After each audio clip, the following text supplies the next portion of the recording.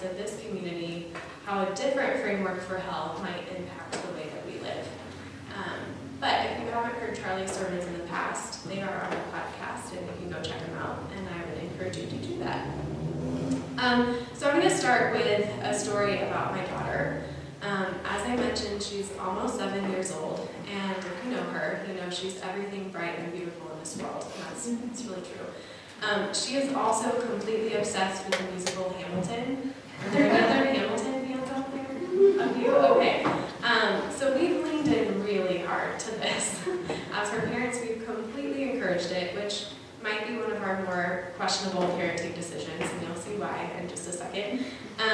But we listened to it on road trips. We went and saw the live performance this summer in Phoenix. And I think it might have been last year or the year before. I'm looking at the screen for the Halloween photos that were up earlier. But one of those years, we all showed up to the costume run as Hamilton characters, and it was really fun.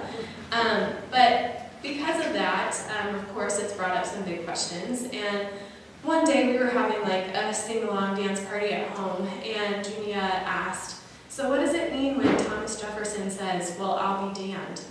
And so questionable parenting choices. She's definitely learned some four-letter words from being obsessed with the musical. So of course I was sure to explain, like, this is a grown-up word, and we don't use it at school, and we don't use it at Grandma's house. Like, please don't say it at Grandma's house. But I did my best to kind of like fumble through and explain what does it mean to be damned, and of course that brought up a few follow-up questions, like what is a soul, and what is hell? And of course when she asked that question, my brain went to quite a few places. And for the sake of time, we're just going to pull on like 2 of those threads today. But the first place my brain went was like, this is so funny, I've